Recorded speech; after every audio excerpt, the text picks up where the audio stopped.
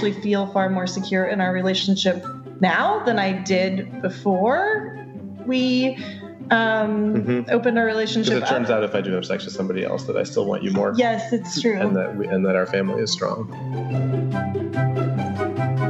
Welcome to Normalizing Non-Monogamy, the podcast where we interview incredible people from across the entire spectrum of non-monogamy to hear their funny, sexy, and fascinating stories as they take us on their journey. Sit back, relax, and just accept the fact that your time with us will be spent in an awkward turmoil of laughter and arousal. We should also let you know that this podcast will hopefully include some explicit language. If that kind of thing offends you, we suggest that you keep listening until it no longer does. If you're under 18, you either need to stop listening or go get your parents and listen as a family. The choice is yours. Enjoy! Welcome to episode 6 of the Normalizing Non-Monogamy podcast. I'm Emma. And I'm Finn. Don't sound so excited. It's been a long road to get here tonight. Aww. Today we're sharing an interview that we did with our friends Jake and Elizabeth with you guys. Well, they're our new friends, and they were introduced to us by Taylor and Ryan, who are on episode 2. So we do make some references back to, not necessarily to that episode, but to Taylor and Ryan. So if you want to know a little bit more about who Taylor and Ryan are, I would recommend going and listen to episode 2. That being said, you won't be lost if you don't. Exactly. We also wanted to just do a little bit of news up front here. We're on the Priory Society podcast last week that was published. It was their episode 7. It was their episode 7. We shared a couple of stories and behind-the-scenes secrets on their show that we hadn't necessarily shared on our show before. So if you guys want to hear a little bit more about our story, definitely go check out episode 7 of their show. We just wanted to thank the Priory Society for having us on their show. We had a blast recording with them, and we also have an interview with the Priory Society coming up in a couple of weeks on our show. And we also have some other really exciting news. That is, we've started to have some people reach out to us on Twitter and our first one via email. That is one of the things that we had dreamed about happening when we started this podcast. We had to start by reaching out to our close friends and hoping that we'd gather enough momentum that people would start reaching out to us from the community. And we did. We had someone reach out to us. Yeah, it was really exciting. And they basically said, hey, what about other types of dynamics that aren't just couples? And we've got a really cool story and we want to share it with you. We're more of a poly dynamic. And so we just had a really awesome conversation with this person, and they're going to come on the show in a couple weeks. So we're super excited that people are starting to reach out. And we just want to encourage everyone, if you're listening and you're hearing a dynamic that doesn't necessarily match yours, don't be afraid to reach out, because the whole point of this is for you guys to tell us your stories and us to share the stories and everyone to learn from everyone. So again, just please reach out. We want to hear from everyone. Yes, what he said. And I think that's pretty much all of the news, other than this is going to be the last week where we release 2 episodes. Yep, we got 2 for you today, and then next week we're going to go into 1 every Wednesday. Yep. So we're going to jump right into the episode, and we will see. Oh, sorry, one other thing. I just wanted to give a warning that early on in this episode, there's a reference to some of the poly lifestyle being like the Supreme Court. I promise that that Jake redeems himself later on. So don't get mad and give up. And then also we talk about Cassidy, the website, and how they got to the wrong website early on. So all of the references we talk about will be in the show notes on our website, which is normalizingnonmonogamy.com. So go there if you want to see any of the references, and now I'll stop rambling and we can go into the interview. Yeah, let's go. All right.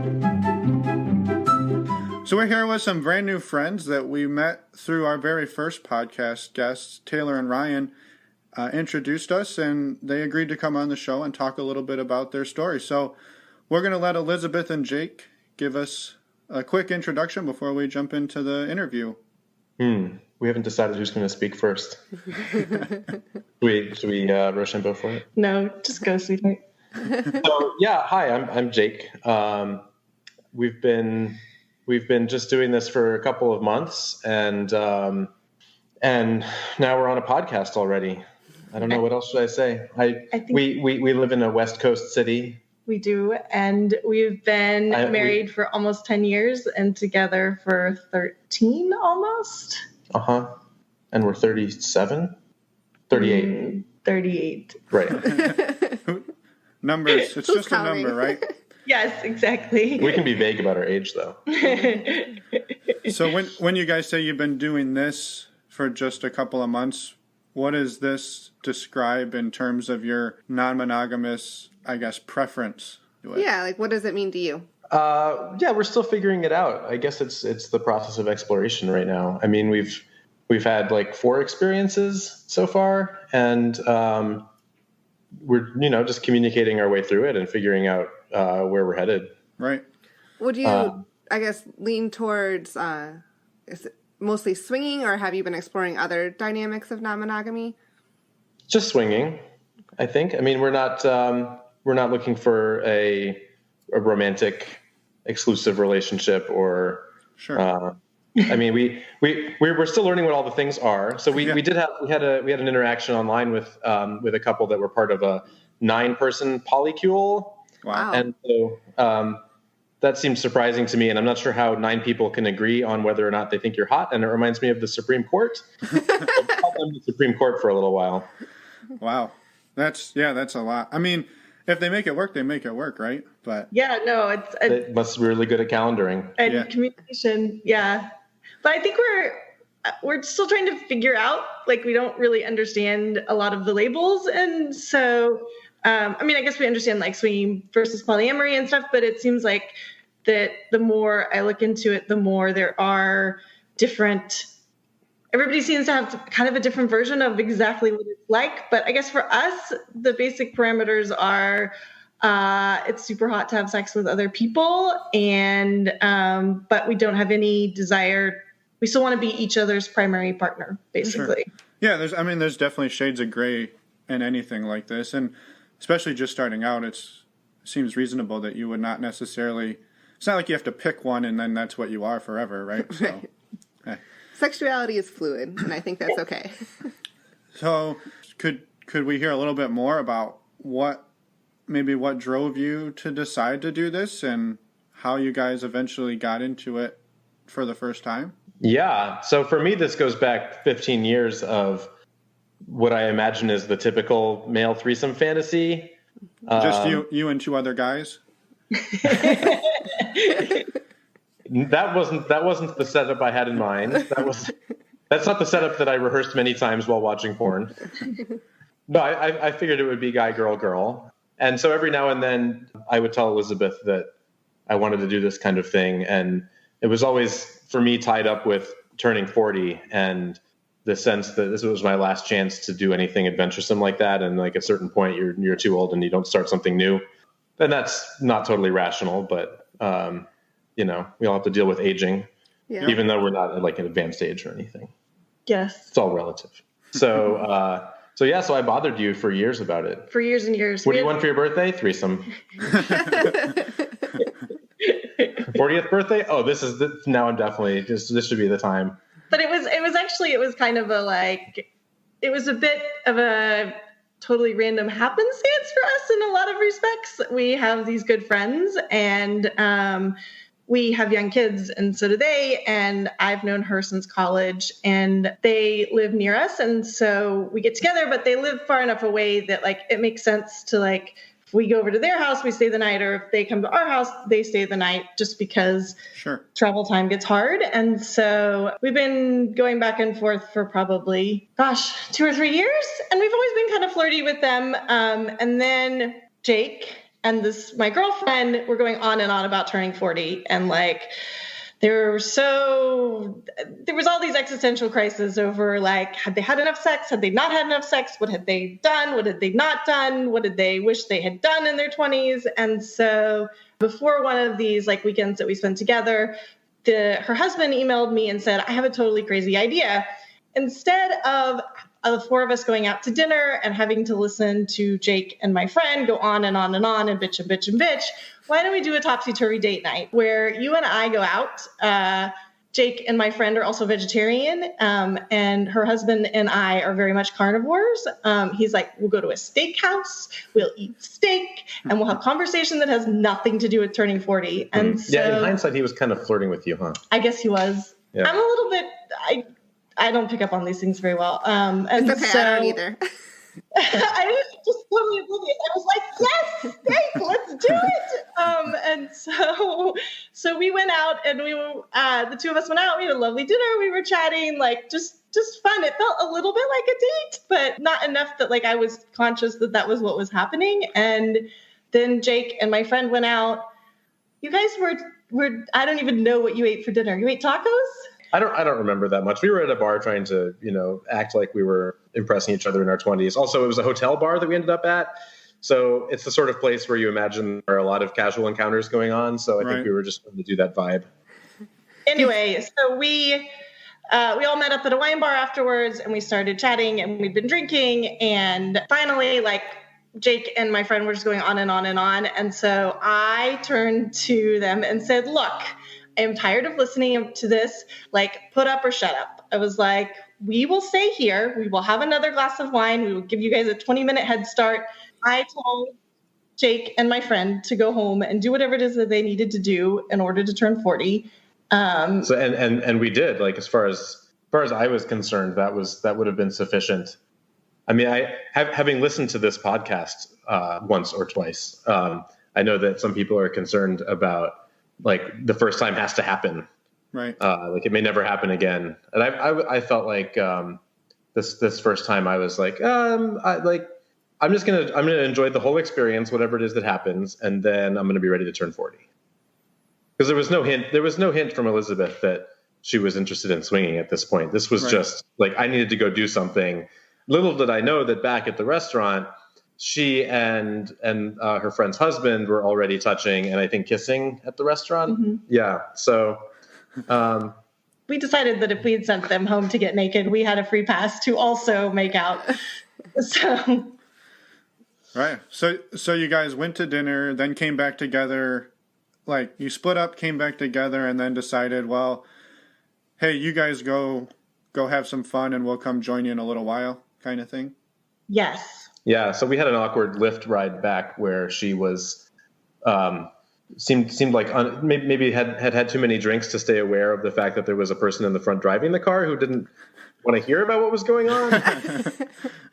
It was a little bit awkward, but we came home and took off some clothes, and I gave her some oral, and she didn't seem that enthusiastic about actually getting to the point of there being sex. I think her notion of this was more the flirtation and the build-up. So yeah, that's what we did. And then you guys came home, mm-hmm. and she was a little freaked out. She went to sleep.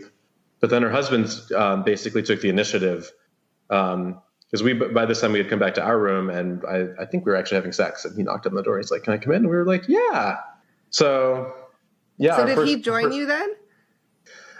Yeah, he watched for a bit, and then he and I sat in different chairs, and Elizabeth gave us both alternated giving us blowjobs. Nice. So that was very serious for not having planned ahead at all that we were going to do any of these things, and I was proud of her for jumping out of your comfort zone, and it was fine with me that we had this guy girl thing go on. But again, I figured this was going to be the end. Like I never planned for any of this to go past like, I'm going to have the threesome for my birthday, and then I'll turn 40, and then it will all end, obviously. But then for me, sorry. I woke up the next morning and I was like, this is awesome. We need to do this more. And so another reason that I also was kind of interested in swinging and sex with other people is that I spent the first part of my 20s studying, going to law school, working in politics. I was pretty convinced that I wanted to run for office someday, and I was pretty serious about all that. And you were going to be a cat lady. I was going to be a cat lady. I was never going to get married. Men were troublesome. They took up too much time. And I was in the South where they were slightly chauvinistic. Well, maybe not all of them for any of our southern. I'm sure that I know there are some very nice men. My father is still there. I have friends who have husbands who are very nice. But at that point in time, I was very like black and white about this issue. And so I left Texas after law school and went to DC to work on the Hill. And I was like, okay, I'm going to do this dating thing. Like I'm going to do this. And that was when online dating was kind of just starting. And so I put up a profile on a like progressive site, and Jake was the first person who emailed me back. And so Jake was my first, and I'd never had sex with anybody else before. And so there was a little bit of... You always used to say that it was so good with me, and I would say, how do you know? You have nothing to compare it with. And just being the scientist, it seemed to irritate you. So then finally, 15 years later, you went back on the internet to find your second sex partner? I didn't think about it quite that way, but yes. So now I've officially had sex with 3 men.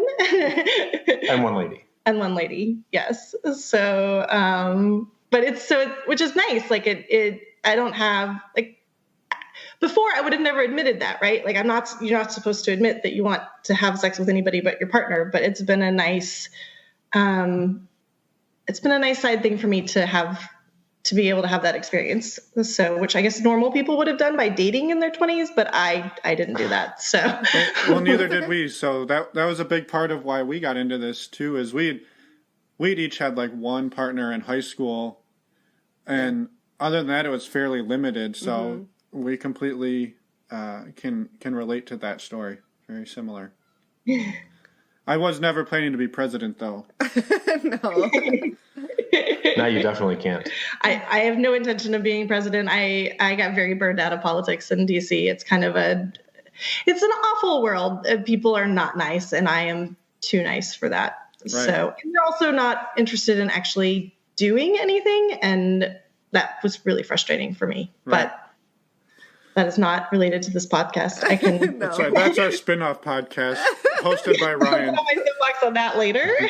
Normalizing political minorities. So we saw this couple again a month later, and we tried to kind of have a similar experience, and we ended up having sex side by side, but it didn't turn out to be terribly fun. And then shortly after that, my friend kind of freaked out, and she was like, I don't want to do this anymore. It's too much. Right. I need to put brakes on it. And so after she did that, I was like, okay, we have to figure out, how does one do this? I didn't even know what it was called at that point in time. And so I'm an attorney, so I research. So I got online and just started trying to I found some articles online that talked about swinging. So then I started to Google swingers clubs, and I got on Yelp, because Yelp has things that evidently Google, there's not a website, there's still a Yelp review for a club. Right. And so we actually we're supposed to go up and see a band with my friend and her husband. And that day I had looked up a club in the city, and I had found it, and I had actually gotten on their invitation list kind of by accident when I asked about the club. And so I was like, we have this invitation, we could go. And yeah, so once again, we did not premeditate very much. Sure. This is moving on now to our second experience. We went to a full-on swinger club with a playroom in the back. We decided to go that morning. We said, hey, tonight, we're going to go tonight. And so we told our babysitter, who's awesome, hey, do you mind staying over? Because we're not going to be home until the wee hours of the morning. Yeah. I'm curious, leading up to that first experience with the couple that was sort of spontaneous, it sounds like for Elizabeth, coming out of that, you were really excited about this and wanted to explore it more. But for the 13 years previous, when Jake had brought it up every year, what was your reaction for those first 10 years of approaching the subject? I think that I just felt really insecure. I think that I was really concerned that if we had a threesome, that Jake was going to decide that he liked the other woman better and he was going to leave me. And I think I just felt really insecure about the whole situation. And you also, your reply was typically, number 1, I don't share. Number 2, I don't like girls. Yes, it's true. And for you, the I guess the threesome was implied to be a guy, girl, girl. So sometimes you would say, oh, well, what if it was guy, girl? And I said, yeah, okay, that would be fine if that's what's on offer. But that wasn't really the offer. No, it wasn't on offer. But I think that kind of it happening like that, and then me realizing, oh, like our marriage doesn't blow up because we do this. Yeah. But in fact, like we had some of the best sex we'd had in years the next week. Like it was awesome. So after you've been together for a while, it's hard to like keep things fresh and interesting. So, and then somewhere along this way, I was like, well, if I need to start re-examining things that I like I should also re-examine whether or not women are something that I wanted to try. And so I decided that I wanted to kiss a woman, see how I felt about that. And so that kind of came into play too. So Jake, were you surprised after that week that Elizabeth's, mindset had changed a little bit? Yeah, definitely. I told her, like, you still surprise me after all this time, that she was really like gung-ho doing this research and had like taken it much more seriously than I ever had. And I had never really thought it through. It was always threesome. No. And then that's like, I didn't need to think of the next step past that. Right. Yeah. Right. Yeah. I mean, that's awesome though, that experience happened and it sort of flipped the switch and then you went crazy on trying to figure out how to do it the right way. And that's awesome. Cause I think a lot of people would fall into trying to do it in like maybe an unhealthy way. Like, I don't know. We've heard stories of people going down weird paths because they didn't know what to do, but that you took the time to... Like meeting people on Craigslist. Yeah, Craigslist or whatever. That could be okay, but I guess it's not as reputable. I was trying to avoid saying that. Huh. But you can take that out. Yeah, just going down a strange path that maybe is unhealthy and that you guys took the time to research it and jump into it for a way that worked well for you guys. That's awesome. I think you guys are going to have trouble getting Craigslist as a sponsor of this podcast. I don't think it's going to be an issue. Well, especially if she keeps talking shit about him the whole time. Yeah. I just meant it's not as reputable as some of the dating sites. Craigslist is a great place to get a sofa with a lot lot of cum on it already. Yeah. And if that's what you're looking for in your relationships, then... That's the type of threesome we like to have. Good comment.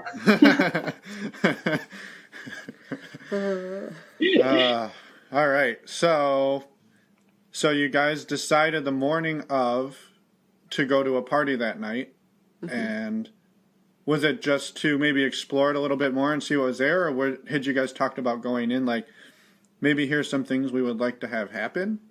Yeah. Did you have any rules ahead of time?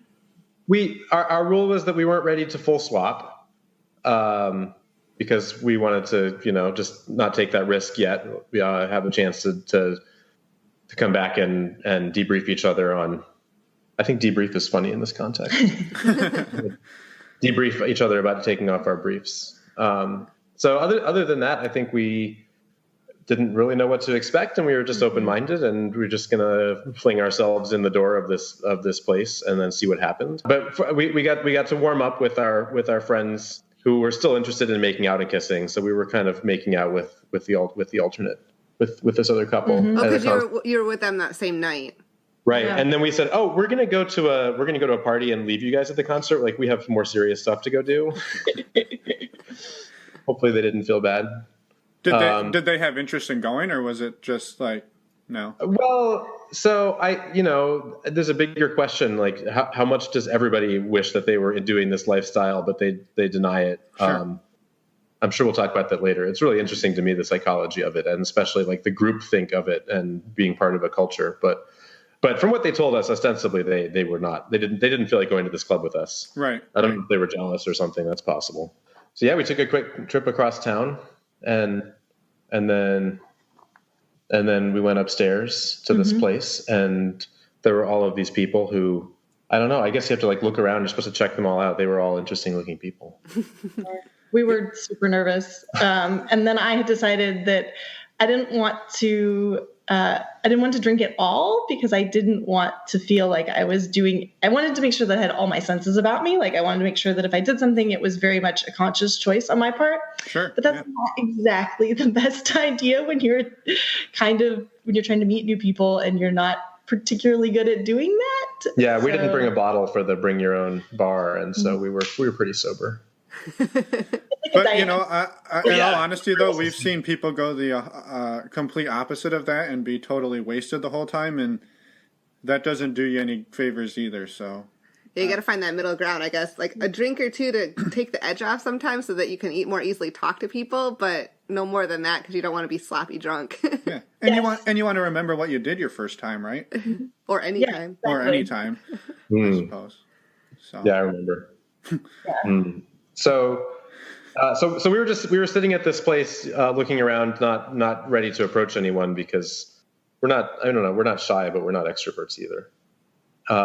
So then we tried to circulate a little bit more, and we were standing in the area closest to where you would come in, and then Taylor and Ryan came and introduced themselves, and they were our ambassadors into what we should do at this place, what the options were.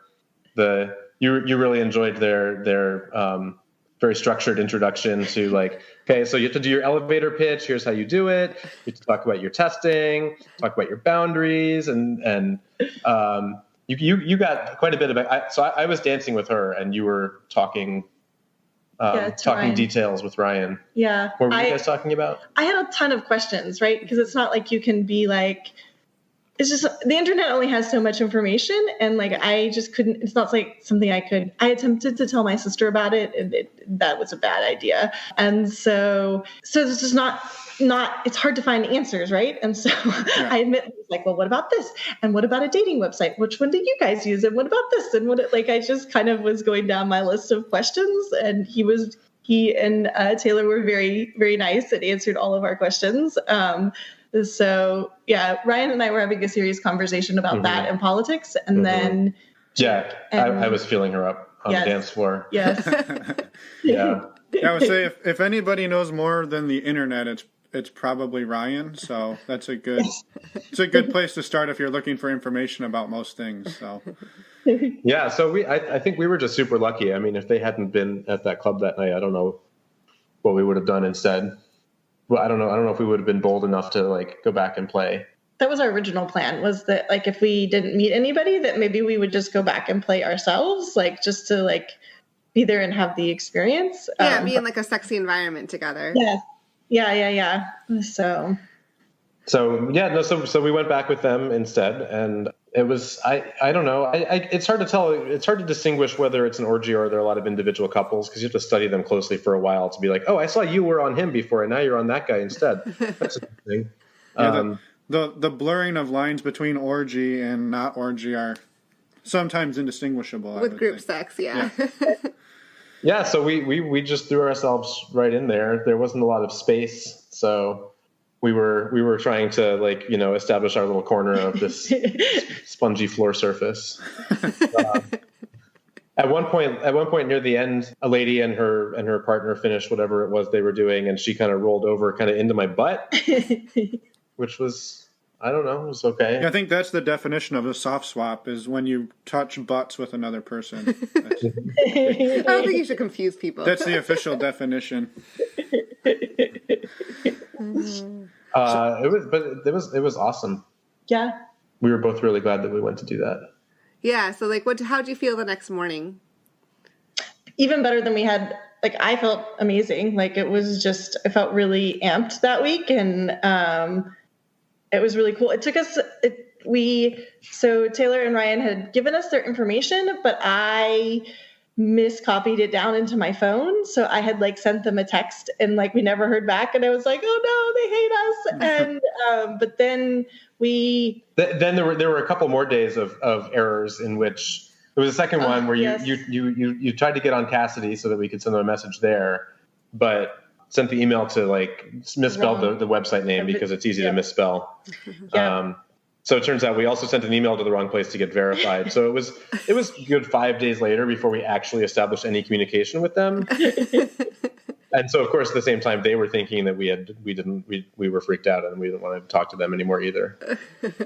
But that was also, I think you only get that spark at the beginning, and it's awkward, but the spark of not sure if they like me back is is something that you miss so much from being in a monogamous relationship for a long time.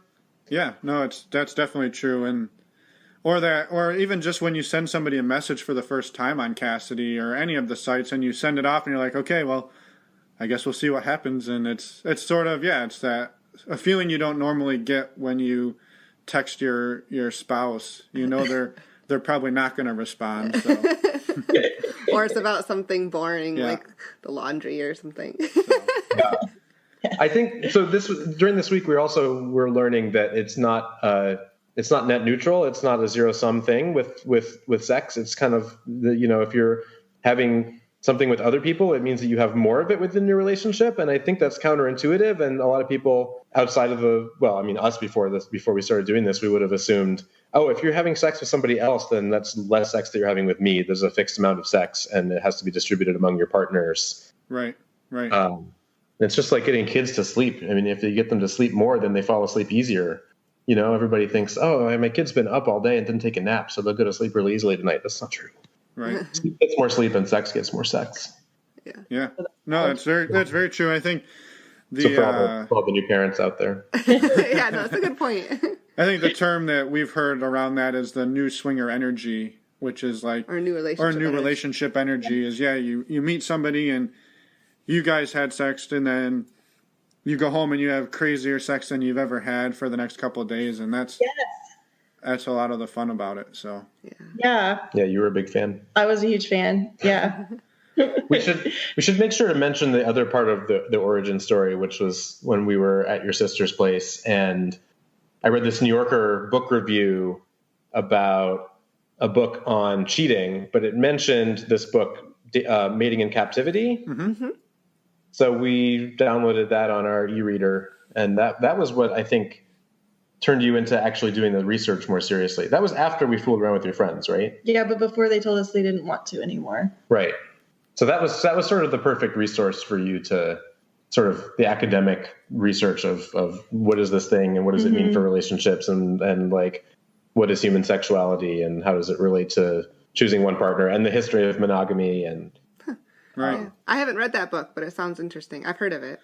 Yeah, the title kind of gives it away, right? It's like animals don't like to mate in captivity. Why would we? We're in a...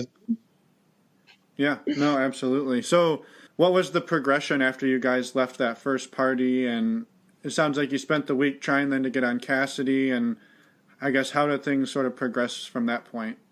Well, I mean, we finally did get messages back and forth with them and established that they liked us too. So a little relieved. We got on Kick. We found out about the adult horny chat program, which I think is funny because when you download it, it says it's for teenagers, and then we felt like we were teenagers on our phones all the time. So we did some chats and we had to set up another date with them, which we eventually did when we found time on our schedule. Yeah. So we saw them a couple more times. Yeah, we've seen them several more times since then. We even did like a. Their kids are the same age as ours, and so we all got together with the kids one day and went for a hike. And it also turns out the kids all get along, which is totally awesome because being parents is hard in the sense that it's hard to find people that you get along with and that your kids get along with too. So we're pretty excited about that too. We're gonna try and do a camping trip in June, I think. Cool. So right, it'll be fun. Yeah, that's awesome. So whose sleeping bag are you going to end up in, do you think? The kids are lovely cock blockers. I'm sure there will be no sexy time. I think you could probably just zip all 4 sleeping bags into one giant sleeping sack and then just all get in there. And just get all it, yeah. Yeah, the kids are not old enough yet. I mean, at some point we're going to have to figure out how to explain things to them. There's a lot of interesting stuff with coming out for family and friends, but also coming out to your kids. Sure. I guess we haven't decided if we will actually do that for real or not. Yeah. Have you guys explored coming out to any other people in your lives at this point? Yeah, you mentioned your sister. Yeah, so I have a sister who's an OB-GYN, which is the absolute worst person to try to talk to about this. She was overly protective. I think she was genuinely concerned about me, but I am an adult. I do know how to like have safe sex and be responsible. And she goes right into her talk that she would give one of her patients, which is number one, don't do that. Number two, if you do that, here's how to keep your vagina from touching anything. Yes. And number three, I got a yeast infection and she was convinced I had gonorrhea. And it's just like, So that devolved into, she didn't even want to hear Taylor and Ryan's names. Like she knew who they were. But I was to say that we were going to see friends and that was it. Like she doesn't want to know anything about it. But it made me really sad because she and I have always been really close. But it's probably the only thing that you guys don't talk to each other about. Yeah. And I also tried to tell a friend who I thought was fairly open-minded. And I got a super negative reaction from her. We've since talked about it a bit more and it seems to be okay. But it's interesting, like people that you think would be totally cool become fairly judgmental. And so after those two experiences, I'm not telling anybody. Right. I'm just not. So have you guys had any experience with telling people? We've told trying to think. A couple of friends. We've mentioned it to a few friends. I mean, more I have, yeah. Yeah, she has than I have. But it was years ago, and okay, let me back up. There was one friend in college that we told after college that we had known her for a long time, and she was really cool with it. Mm-hmm. But then I also told their friends from college, and it kind of was just like, oh, cool, and that was it. Like, there was no other conversation. So since they didn't ask additional questions, I just dropped it. Because I was like, well, they'll ask questions if they're curious. Otherwise, they just don't want to know. So, but that's really the only experience we've had with... We've debated telling a few people and haven't gotten the balls to do it, I guess. So I told a couple of people. I feel like it's important to... And I haven't had any bad reactions yet. Maybe it's different for guys to say that they're doing this instead of women. I'm sure there's some different standard. But my motivation is just like you guys call the podcast normalizing non-monogamy. And I feel like I wish we have this culture now where we have a lot of ways of sharing on social media all the curated things that are the best about ourselves, and it makes everybody else feel bad because all they see is like, oh, everybody else in my kid's class is going to Hawaii next weekend, and everybody had a great time with their spouse for the last 10 years and didn't feel like they needed anybody else, and obviously nobody is having sexy thoughts about a third person outside of their relationship. And I feel like if we can share those things, then it lowers the bar that other people feel like they need to try to achieve. Yeah. And that just seems like a nice thing to do for everybody else. I just want everybody to feel like, whatever you feel is probably normal. Like, don't believe what you read on Facebook.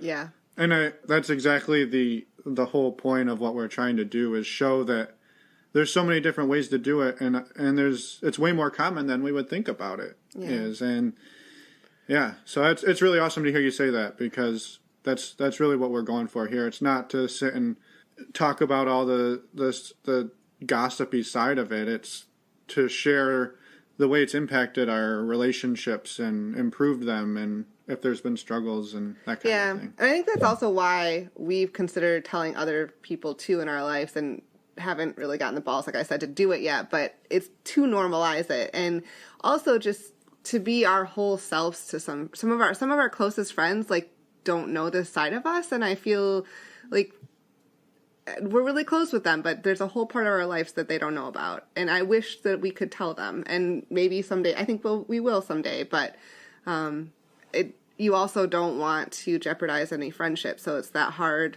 line there. Yeah, I just have this desire to psychoanalyze them and be like, what is it that makes you uncomfortable with this? Is it that you feel like your own monogamy is going to be threatened, and like you need to keep your spouse in the cell, like in the sense of mating in captivity, like you need to keep your partner captive because you don't want their thoughts to wander to a third person that's outside of your relationship? Right. But people don't like to be psychoanalyzed either, so that's not a good way to maintain friendships. I agree with you, Emma. I really it feels like I have close friends, right, that don't know, and it feels it feels inauthentic, and I really don't enjoy that feeling. Like, I like to be like, this is who I am. Like, you know, it is what it is. And I don't enjoy that, like, kind of hiding things from people, but I don't know. I will be more careful about talking about it in the future. Right. Yeah. Do you guys feel like since you started doing this, it's opened up the communication between the two of you, and that you're now maybe able to share more things? And I don't know, not that you maybe hid them from each other, but that it has opened up the conversations between the two of you? Yeah, most definitely. I feel like I actually feel far more secure in our relationship now than I did before we opened our relationship. Because it turns out if I do have sex with somebody else, that I still want you more. Yes, it's true. And that our family is strong. And it also has, like, because you can talk about, I can tell Jake all of the sexy things that are in my head, even though he may not be in that particular fantasy. And that's been fun. And it's also been fun to, like, when you're out and, you know, in the past, you'd never tell your spouse, oh, like, she's hot or he's hot or any of that. But then now I can be like, look at her, like, she's super hot. Or, right. Oh we my didn't gosh, mention like, how I won the lottery, in the sense that before we started doing this, you presented as very straight. That's And true. at I was this just point, going to ask you, how did kissing a girl go? I loved it. It was awesome. and she has done more things with girls since I then. have, yes. And also So, loved those. Yeah, it's been, I grew up in the South in a rural area, and, like, good girls don't do that, right? And so I think it's part of I always had thought that I was out of that mentality, but I think that I just repressed that for a long time because I wasn't supposed to, right? And so that's been a really fun experience for me too, to explore that part of me that I hadn't before. And so now we can go to the coffee shop and talk about whether the girl with the tattoo is hot or not. yes. She was super hot. There was Not just whether she's hot or not, but whether we want to fuck her. Yeah. And then we both decided, We've decided this morning that there is a line between, like, a person who is, like, actually, like, hot, but that doesn't necessarily mean that you want to have sex with them. Mm-hmm. So That's anyway. very true. but yeah, now we can have that conversation. We never would have talked about that. Yeah. Yeah. Have you guys seen any other benefits besides just opening up the communication and honesty? I guess you kind of mentioned earlier that you've been having a lot more sex, which is probably a bonus, I would assume. Oh yeah. I would say it's a huge bonus. I mean, our second daughter did not sleep for 2.5 years, and we decided to do a huge construction project on our house, and live in the house while we were doing it. So this time last year, we were barely on speaking terms. And so we're definitely not having sex. And I feel like this is really... Yeah, we were down to like once every other month or something. It's not good. So I feel like this has really gotten us back to when we were first dating, and, like, we couldn't get enough of each other. And that was so much fun. Like, I really enjoyed that. And so... Yeah, for you, the timing really is, like, both this project and also the kids. Like, once you no longer have a child under 3, for, like, a woman's chemicals start to be more focused on the spouse instead of on the babies. Sure. So it was kind of reconquering your womanhood. Yeah. On Just your own terms. Coming back to my own self again, which I think you get lost when the kids are young. So that is not, for us, that's not insignificant. So. No, that's awesome. I was going to ask about any challenges, but I guess has there been challenges since you've opened up your relationship that you've encountered, other than telling other people and having the negative reaction? Not challenges, but I think, like, kind of with new encounters, we have kind of revisions to what we enjoyed, if that makes sense. Like, we went to a house party 2 weekends ago, and we ended up hooking up with a couple, but, like, it just didn't feel right. Like, we felt pretty slutty afterwards. We felt pretty slutty afterwards, and not that, like, it was, you know, as a friend said, it was ethical and it was consensual. Like, there's no real issues around it, but at the same time, it made us really realize that, like, we don't want to meet a couple and then have sex with them 15 minutes later. Like, that's not really our style. We really enjoy having a friendship with the couple and getting to know them a bit, and then having a little bit more of an ongoing relationship with them. I'm not sure how that gets termed exactly, but we haven't found a good way to describe it either, because that's exactly, I mean, I guess it's a friends with benefits. Yeah. And again, as we talked about earlier, the blurring of lines between that and polyamory, I don't know. And I don't know if we get hate mail from the poly people at some point, but we don't know. We don't have a great way to describe it. Hopefully we'll talk to some poly people. Yeah. That's true. Yeah, I feel bad for calling them the Supreme Court now.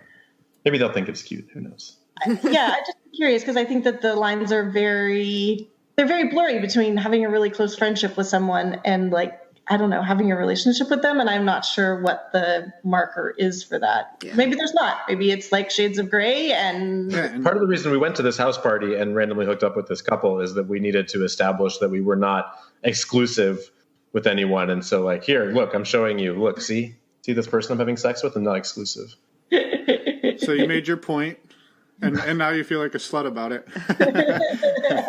Well, we just didn't plan it. I mean, we didn't plan any of our experiences that much, but this one we would have benefited more from stepping out of the room for a minute and checking in with each other and saying, right, do we really want to go full swap with this couple, or do we want to get to know them? Yeah.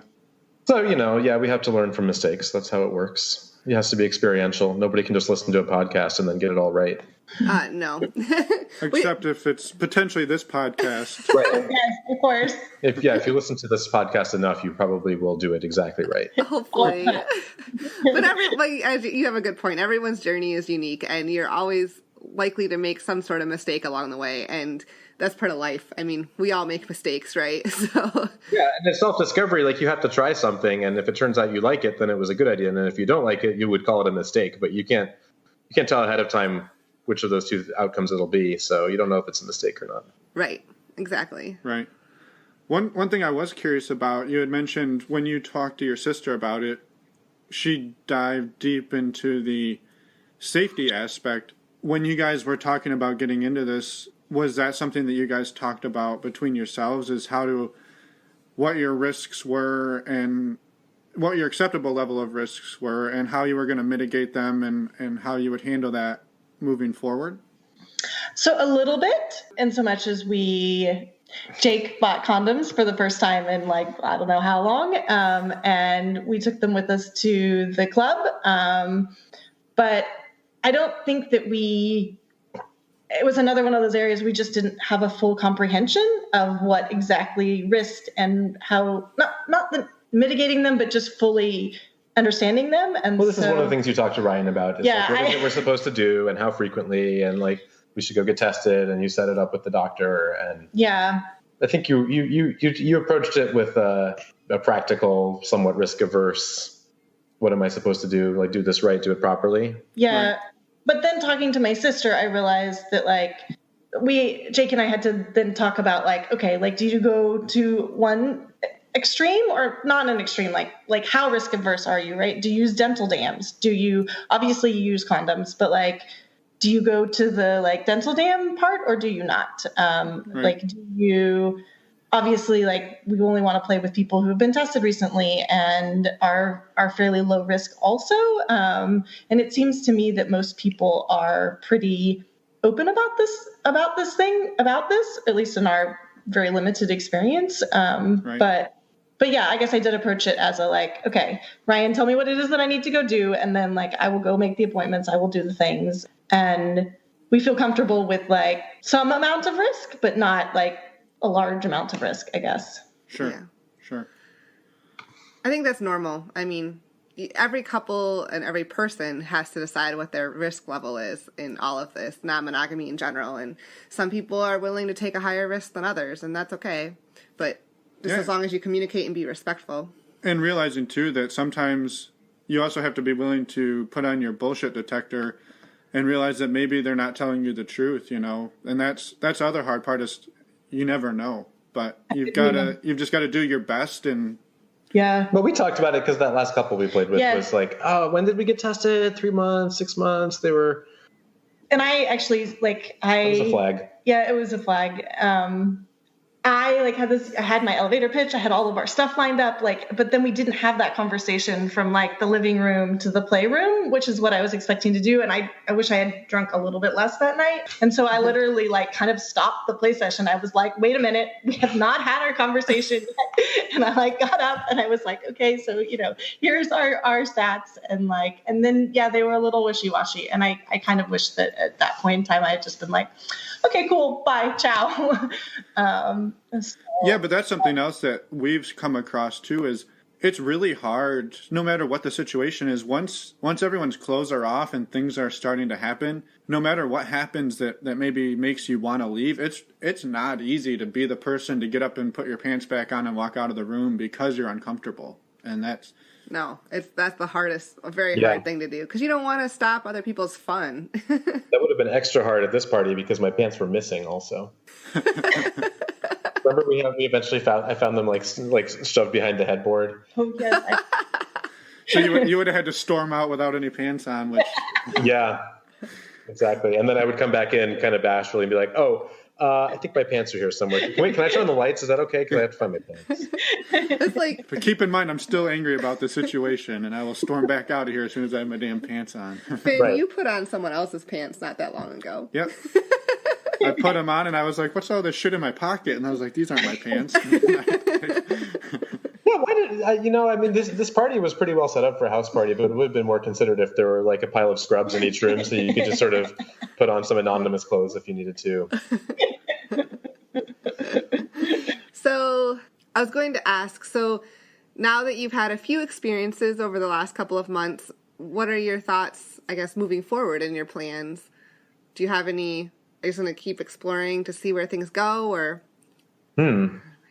Yeah, like I said, this for me, we're off the plan at this point. There was no fantasy in which we did it more than once. So the plan went off the rails when it turned into a guy-girl threesome instead of two girls and a guy, and then from there you're just freewheeling. No, I mean, the way I feel about this right now is like everything is perfect, and Elizabeth can have anything she wants, and all of my fantasies have been fulfilled. And it's kind of weird when you've had 15 years of a fantasy, and then it becomes reality, and then you like this longing is missing from your life, right? Which is a positive thing, but it's a little bit. I find my bearings again. You have more of an idea of what you want to do next, right? I do. I want to. Well, we've trying to reach out to a couple, trying to do the thing on Cassidy. It's kind of hit or miss, right? Whether couples write you back but just trying to explore meeting a couple of other couples, and then. We're kind of foodies and we're into that. So is it just for dinner? The George thing, we're going to try to do one of those dinners too. Okay. And I don't know. I really everybody keeps talking about desire, but if there could be enough exercise and not just sitting around on our butts. Yes. That's the thing we're a little bit concerned about. We're not really resort people. We like to be active and do stuff on vacation. And so I'm not entirely, last time we went to an all-inclusive resort, we were in Mexico, and we just hopped on the local bus and went downtown, and the bus was missing a door. I mean, it was, we just had to get out of the resort, please, and pay for things. I can say we can relate to that a lot. We had never been to an all-inclusive resort before we went to Desire the first time, and we were both nervous, we're going to get really bored, staying in one place for a week, and what are we going to do?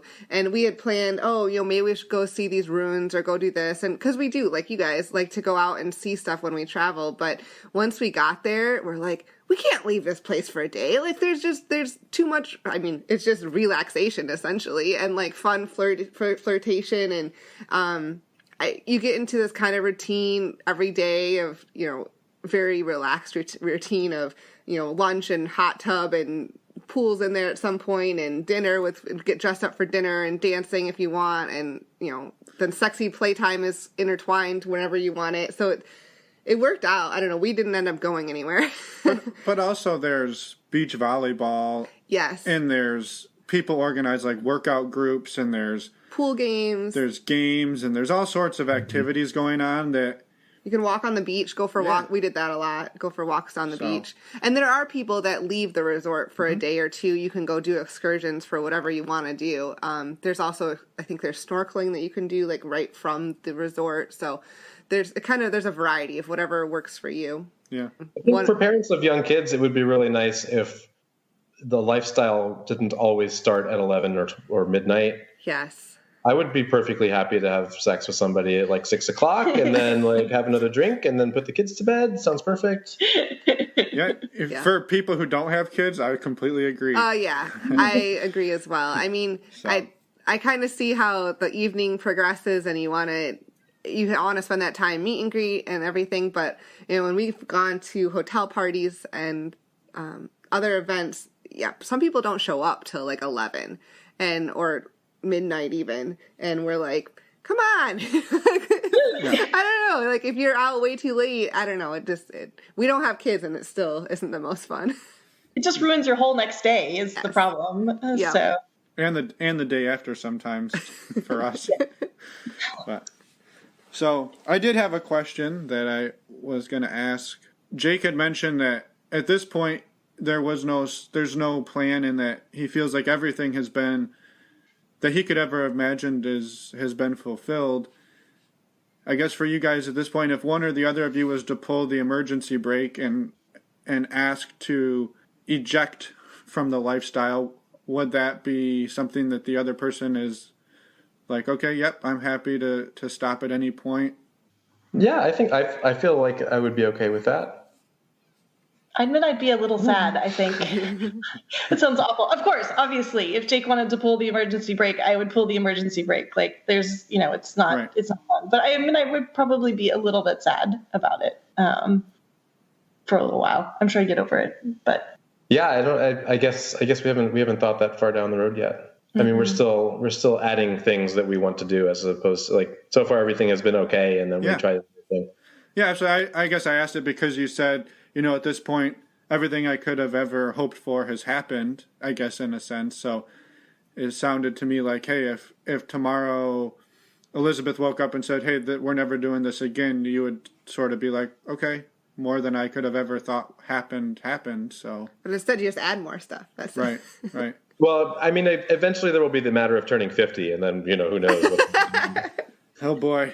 Well, is there anything that we haven't asked you guys that you're dying to tell us, or tell the millions of listeners and subscribers? Millions. Let's hope. By the time you publish this, you could be up to 1 million. Mm-hmm. Yeah, you never know. Absolutely. What else? I don't have anything. Do you? No. Or any resources? I know you mentioned the book, but... Yeah, are there any resources that you guys have found really useful in guiding you guys to this point? I don't know. I've been really in kind of listening to more podcasts lately, just as a way to hear what other people have to say, and that's been a pretty good resource too. So, but have there been any podcasts in particular that you're like, this is the one that I like to come back to, that I've found the most useful information coming out of? I really like Nerds Who Swing. Okay. That's been my favorite one besides you guys lately. And then, as Taylor says, I have a very sensitive cookie. And so when we started having a lot of sex again, I had to deal with yeast infections and UTIs and such. And so there was a Swinging Down Under podcast where the woman did an in-depth section on basically vaginal health. And that was amazing. I just basically went through and did all of the things that she said, and I've been fine ever since, which is amazing. So. Well, that's awesome. I'll find that show and put a link to it in our show notes too, because they're a very good resource as well. So yeah, we just wanted to thank you guys for trusting us, I guess, and jumping right in and being willing to be interviewed. I know we haven't met in person, so it's been fun chatting. Yeah. Absolutely. So we will hopefully talk to you guys soon, and in real life at some point. Yeah. So, come to California. Sounds like a plan. All right. Sounds good. Bye, you guys. Bye. Have a good day. Hi, guys. It's us again. We just wanted to real quick say thanks for listening. Go ahead and check out our website again if you want the show notes, normalizingnonmonogamy.com. Find us on Twitter. We're always on there interacting with people, having a good time. So our Twitter handle is NNM Podcast. And again, thanks to Jake and Elizabeth for coming on the show, and thanks to Taylor and Ryan for sleeping with them so that they could refer them to us. So really appreciate the hard work, guys. Yep. Till next time. We'll see you guys. Oh, yeah. Wait.